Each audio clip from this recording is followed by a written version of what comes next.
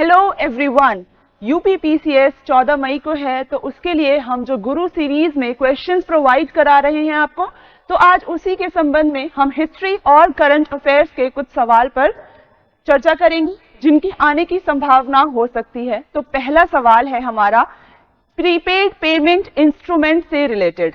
ऐसा क्यों है? क्योंकि न्यूज आई है कि आरबीआई ने पेनलाइज किया है अमेज़न पे, ओला, इन सभी को, क्योंकि ये नॉर्म्स जो है केवाईसी नॉर्म्स या फिर प्रीपेड पेमेंट इंस्ट्रूमेंट नॉर्म्स को फॉलो नहीं कर रहे थे। तो दो स्टेटमेंट्स है जो बहुत जरूरी है इसके संबंध में। It can be issued by a bank and non banks. दूसरा है banks can issue PPIs after obtaining approval from RBI. तो ये दोनों स्टेटमेंट जो है सही है, क्योंकि आरबीआई का अप्रूवल बहुत जरूरी है अगर बैंक पीपीआईज को जो है देते हैं किसी को, और वैसे ही नॉन बैंक जो है वो भी आरबीआई से ऑथराइजेशन जो है लेना जरूरी है उनके लिए। ओके, अब देखिए दूसरा सवाल है the plan of sir Stafford Cripps envisaged that after the second world war. Stafford Cripps ने बोला था कि जो दूसरा विश्व युद्ध है उसको जब इंडिया सपोर्ट दे देगा ब्रिटेन को, तो उसके बाद क्या मिलेगा इंडिया को? कि इंडिया को ग्रांट की जाएगी कंप्लीट इंडिपेंडेंस। ये करेक्ट आंसर है, बाकी सारे ऑप्शंस जो हैं वो गलत है।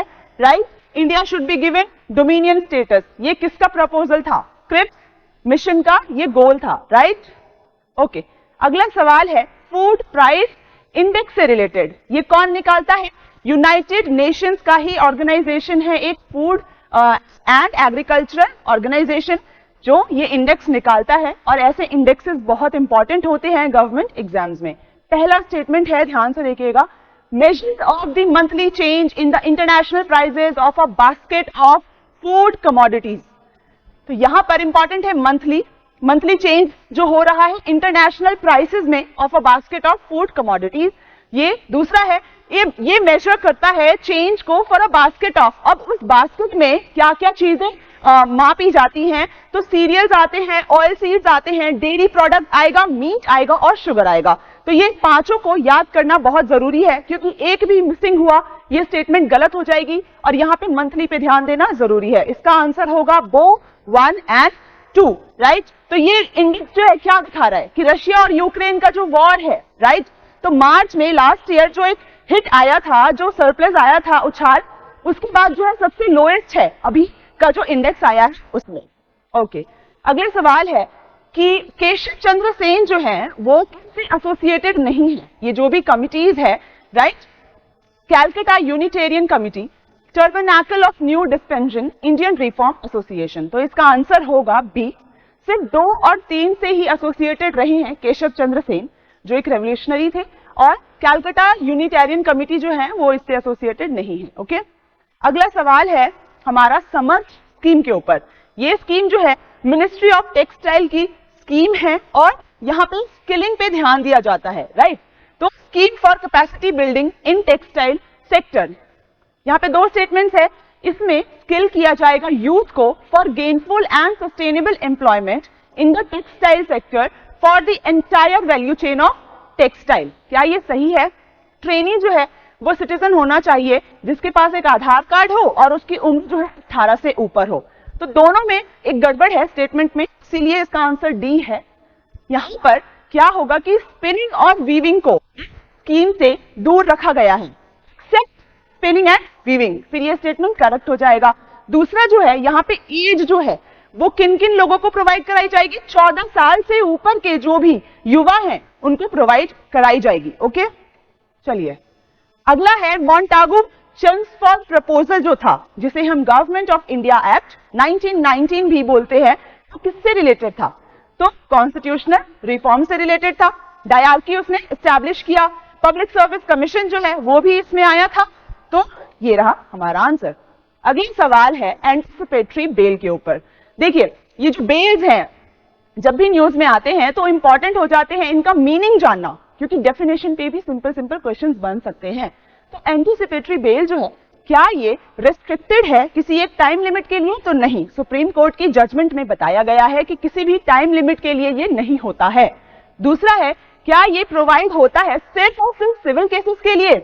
ओनली इंपॉर्टेंट है नहीं, तो ये जो है क्रिमिनल केसेस के लिए भी प्रोवाइड कराया जाता है, नॉन बेलेबल ऑफेंसेस, राइट। और एंटिसिपेटरी बेल क्या होता है, तो अगर आपको लगता है कि आपके अरेस्ट होने के चांसेस हैं, तो अरेस्ट होने से पहले ही जब आप बेल ले लेते हैं तो उसे बोलते हैं एंटिसिपेटरी बेल। इसका आंसर होगा वन ओनली, क्योंकि ये करेक्ट है और ये वाला स्टेटमेंट रॉन्ग है। कौन इश्यू करता है एंटिसिपेटरी बेल? सेशन कोर्ट और हाई कोर्ट। ओके, अगला सवाल है हमारा शोधक समाज। इसके लिए तो ये किस लिए काम करता था? एंटी कास्ट मूवमेंट था जो महाराष्ट्र में चला था, ज्योतिबा फुले जो है उन्होंने चलाया था। और किस लिए? तो अनप्रिविलेज्ड क्लास जो है, जिनके खिलाफ, जिनके अगेंस्ट डिस्क्रिमिनेशन किया जाता था, शोषण किया जाता था, जैसे विमेन हो गए, दलित हो गए, पीजेंट्स हो गए, राइट, उनके लिए था। ओके, अगला सवाल है, बहुत इंपॉर्टेंट है कॉन्सेप्ट। तो दो स्टेटमेंट्स दी हुई है, ग्रीन लोन के लिए और एक ESG लोन के लिए है। ESG लोन क्या है? तो environmental, social and governance role loan. Okay, ये एक न्यूज है। SBI जो है वो एशिया में पहली ऐसी कमर्शियल बैंक बन गई है, या फिर बोले तो एक ऑर्गेनाइजेशन ऐसी पहली है जिसने रेज किया है 1 बिलियन का लोन, राइट। 1 बिलियन जिसने रेज किया है, और किस लिए? ESG के लिए, राइट। और यहाँ पर वर्ल्ड में ये दूसरे नंबर पे बन गया है जिसने सोशल लोन जो है 1 बिलियन का रेज किया है। तो दो स्टेटमेंट्स है, बहुत जरूरी है समझना। क्या ग्रीन लोन्स को हम सिर्फ यूटिलाइज कर सकते हैं टू फाइनेंस ग्रीन प्रोजेक्ट, और ESG लोन जो है उनको हम क्या यूज कर सकते हैं किसी भी प्रोजेक्ट के लिए? तो देखिए, ESG का फुल फॉर्म क्या हुआ? Environment, social and governance. तो समझना आसान है कि ये तीनों प्रोजेक्ट्स जो होंगे, तीनों सेक्शंस के अंदर जितने भी काम होंगे, सोशल से रिलेटेड, गवर्नेंस से रिलेटेड, तो ये एनवायरमेंट तक सीमित नहीं है, जबकि ग्रीन लोन का मतलब ही है एनवायरमेंट, राइट। तो ग्रीन लोन जो है बहुत डिफरेंट है ESG लोन से। ये दोनों स्टेटमेंट करेक्ट होती हैं और इसीलिए हमारा आंसर है C। ओके, देखिए, ESG लोन जो है वो ग्रीन लोन भी हो सकते हैं, लेकिन ग्रीन लोन ESG लोन नहीं हो सकता, ये भी डिफरेंस है। अगला सवाल है हमारा, जो पार्टीशन ऑफ बंगाल हुआ था, कब हुआ था? 1905 में, और किसके अंडर हुआ था? Lord Curzon.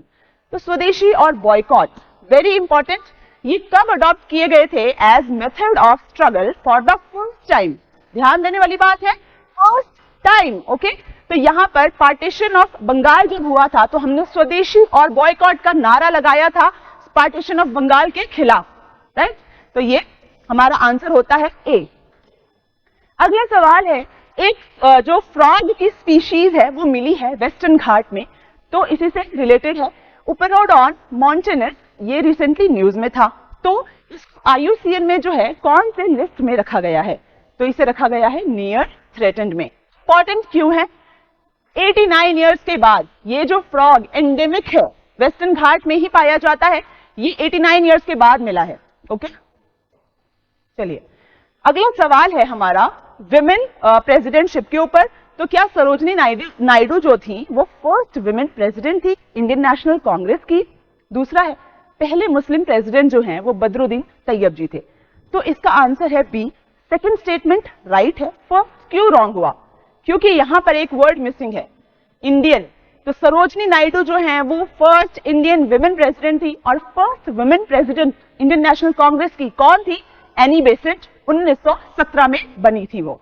ओके, और सरोजनी नायडू 1925 में बनी थी। ठीक है, तो इन वर्ड्स पे ध्यान देना जरूरी है, फर्स्ट विमेन या फर्स्ट इंडियन वुमेन। ओके, अगला सवाल है नेशनल पेंशन सिस्टम से रिलेटेड। तो हमारा जो ओल्ड पेंशन स्कीम है और जो नया पेंशन स्कीम है उसमें डिफरेंस क्या है?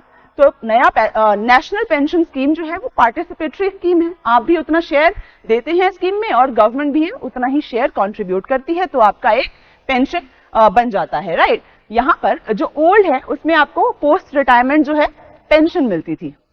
ओके, तो क्या रेजिडेंट इंडियन सिटीजन जो हैं उनके लिए ही है, या दूसरा स्टेटमेंट है 21 से 55 साल के लोगों के लिए है, या फिर all state government employees joining the services after the date of notification by the respective state government. चौथा है all central government employees including those of armed forces joining the services on और आफ्टर 1 अप्रैल 2004। मैं ये क्यों read कर रही हूं? यहां पर रेजिडेंट नहीं आएगा, सिटीजन्स के लिए है ये। First is wrong. सेकेंड, ये हमारा 60 साल तक के व्यक्तियों के लिए है। जो चौथा स्टेटमेंट है वो क्यों गलत हुआ? क्योंकि यहाँ पे आर्म्ड फोर्सेस जो है उनको इंक्लूड नहीं किया जा रहा और सर्विस का जो टाइम पीरियड है वो 1 जनवरी 2004 से काउंट किया जाएगा। तो ये सारे स्टेटमेंट इसीलिए गलत होते हैं। ओके, अगला सवाल है, the government of India act 1919 clearly defined, क्या डिफाइन किया था clearly? Jurisdiction of the central and provincial governments. तो डायरकी जो सिस्टम है वो इंट्रोड्यूस किया गया था इसके थ्रू। अगला सवाल है, when state has got, which state, कौन सा ऐसा स्टेट है जिसने हाल ही में पहला जो पेयर है विमेन लेजिस्लेटर्स का वो पाया है? तो ये है हमारा नागालैंड। और अगर नागालैंड का स्टेटहुड की बात करें तो 1963 में इसे स्टेटहुड मिला था और 16वां स्टेट की बन गया था। चलिए, तो यहीं पे हमारी वीडियो समाप्त होती है। अब हम मिलेंगे अगले वीडियो में। तब तक के लिए हमारा मोबाइल ऐप प्रशासनिक गुरुकुल डाउनलोड करें और हमारा YouTube चैनल प्रशासनिक गुरुकुल सब्सक्राइब करें।